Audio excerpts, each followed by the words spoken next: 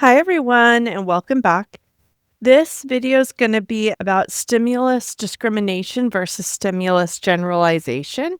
And it's important to understand the differences between those two because their generalization is how we generalize our behaviors, and discrimination is how we train our different behaviors. Understanding the difference will help you create programs for generalization. The definition of stimulus discrimination is to tell the difference between different stimuli and respond only to the correct cue. So, saying the word red when shown a red car is stimulus discrimination, and then not saying red when shown a green car. Now, stimulus generalization is responding to the stimuli in the same way. So, the learner expands their behavior across similar cues and responds to different but similar stimuli in the same way. So saying dog for many different breeds of dogs, both of these skills are really important. The discrimination helps people or learners respond correctly, while generalization helps them apply the skills in real-world examples or context. So what's a stimuli? It's anything in the environment that can influence behavior. You can break all the stuff that comes before behavior into a couple things. There's our prompts, there's our antecedents, like our environmental modifications, and then stimuli are both of those. Examples of stimuli are sounds, words, objects, people, anything within the environment. A discriminative stimuli is something that signals that reinforcement is available if you respond in a certain way, and we call those our SDs. Stimulus discrimination occurs when a learner responds to a really specific stimuli, and the learner learns to tell the difference between different stimuli, and they respond only to the correct cue. The learner has learned to discriminate the appropriate stimuli. So, and we learned about this. This is what discrimination training is. It's how we do that matching to sample. It's how we do all the reflexology, transitivity, all those things. We do that through discrimination training. I consider that a teaching intervention. It really could fall into differential reinforcement or antecedent. It just depends on how you approach it. But it's how we teach a lot of the skills that we're showing people. We're trying to get our learners to learn. An example of stimulus discrimination is the learner says red when shown a red car and doesn't say red when not shown a red car. If they are shown a green car, they don't say the word red. And so the learner follows line up but not sit down. So the learner has learned to respond to the instruction line up and not generalize their response to other instructions like sit down. And the child answers to their name but not to other names. This is all stimulus discrimination. And there's lots of situations where we need stimulus discrimination. Whether how well they discriminate, we have two words for it. It's either very tight or very loose. It's almost like a spectrum. Sometimes we need it to be super tight. Sometimes it can be a little bit loose. If they're gonna say the word mom, we probably want that really tight because most people have one mom. There's occasions where someone might have multiple moms. And in that case, you might want it to be a little bit looser because they can refer to multiple people as mom in an appropriate way.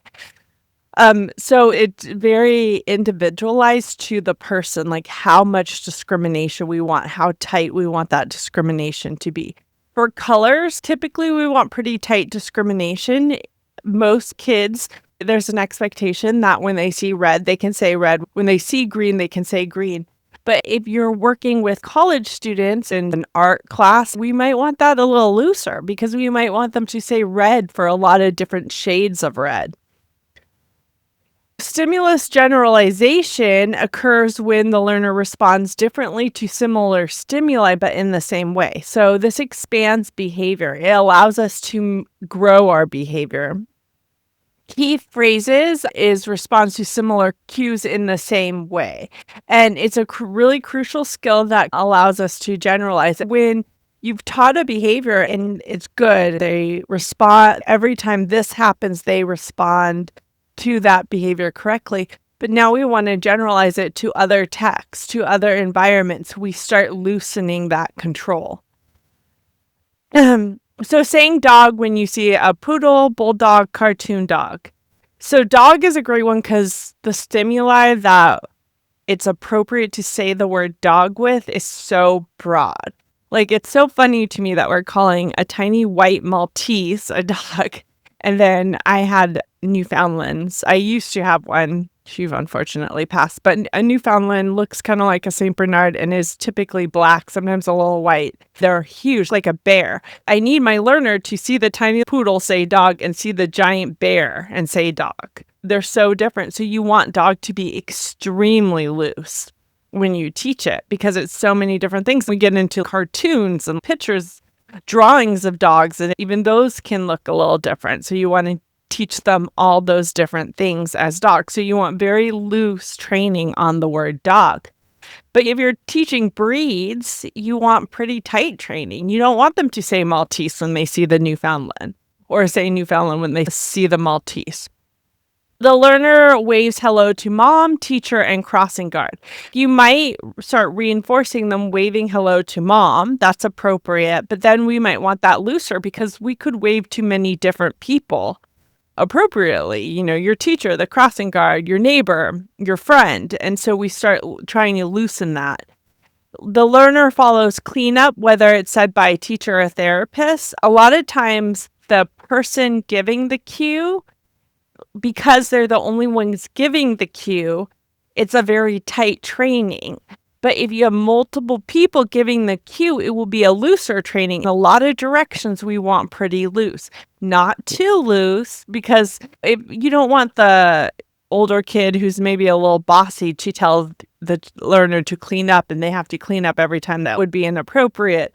So you want it kind of loose, but not too loose that anybody can get your learner to do whatever they want. That's a safety concern that's discussed a lot because we do train compliance so much. And there's a lot of situations where someone should not be compliant. It's better for their safety or better for their mental health just not to be compliant. So you want to train them on when not to be compliant. Why both skills matter. Discrimination helps our learners respond correctly, teaches learners to distinguish between specific cues and respond accordingly. Generalization helps learners apply the skill, so it cues real-world situations. Both are needed. They're both really important for functional, flexible behavior, and there are situations where we need tight discrimination and situations where we need it very loose to move into generalization. So we teach this by reinforcement. The learner responds to a specific stimuli and not to others. They tell the difference between the cues. We use discrimination training for this. We provide reinforcement only for correct responses. We use error correction. We practice with non-examples, and we gradually introduce stimuli that we want them to continue to respond to. When a learner says red, when they're shown a red card, but doesn't line up when they hear sit down. So it helps the learner respond to specific situations, key for functional and flexible behavior.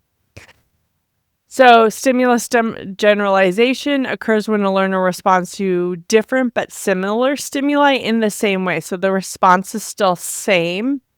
The learner expands their behavior across similar cues. The learner says dog when sees a poodle, bulldog, or cartoon dog. The learner waves hello to mom, teacher, or crossing guard. We help the learners apply skills in real world.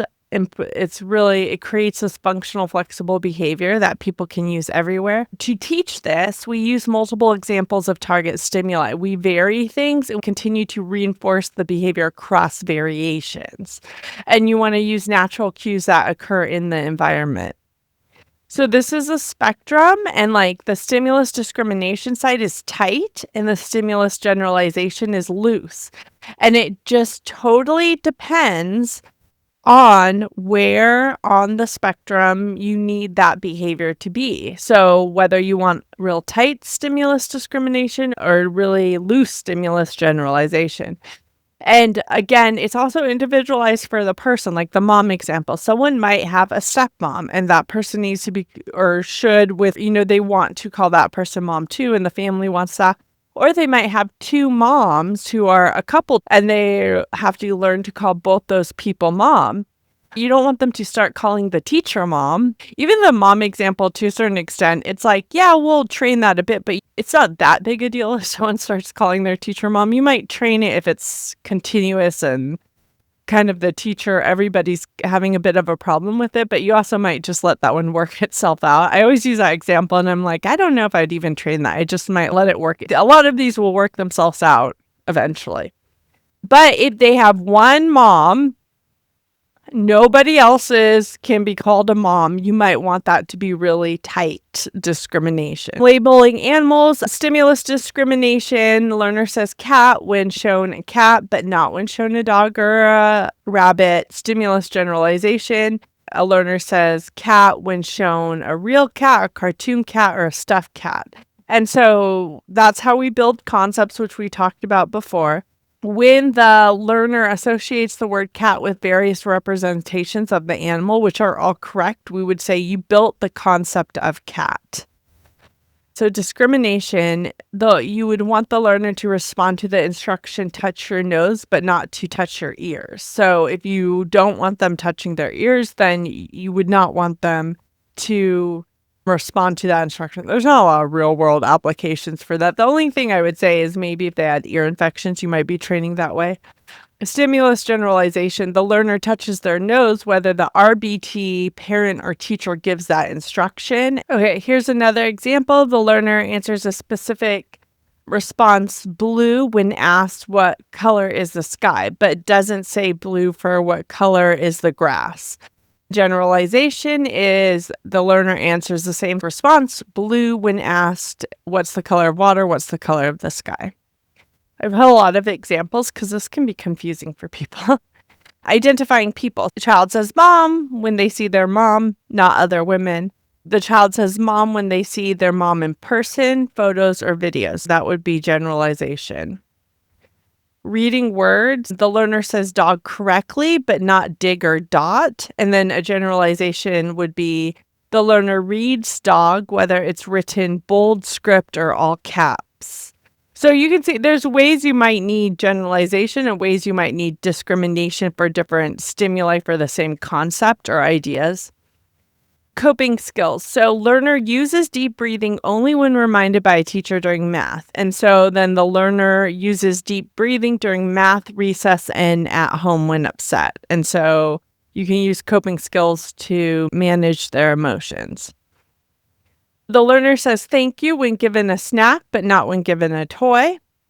I don't know that that's a real situation you would train someone in. The learner says thank you when given a snack, toy, or opening the door. Common errors to watch for is overgeneralization. The saying thank you gets overgeneralized a lot. Thank you's polite and all, but I've definitely seen, because it was trained so hard, so strict, that they say thank you multiple times. They're like, thank you, thank you, thank you. Even though I gave them one napkin and all you have to do is say thank you, that would be appropriate. But they'll say things too much. That's overgeneralization. Another one, this one was so cute. This one, no one trained. It just was reinforced in the environment. But the child said, that's so funny. They kept saying that. And I think people would just laugh at that. So they like the laughter. They started saying, that's so funny if anyone said anything to them. So you'd be like, oh, Molly, let's go get our blocks. That's so funny, because it's been reinforced so much, and they overgeneralize that themselves. And again, all this stuff can help us train or do therapy, but also describes what's going on in our real world. Failing to generalize, responding only to one specific context instead of across similar situations. Confusing instructions with SD. So general instructions aren't really considered discriminative stimuli. They're cues for specific responses.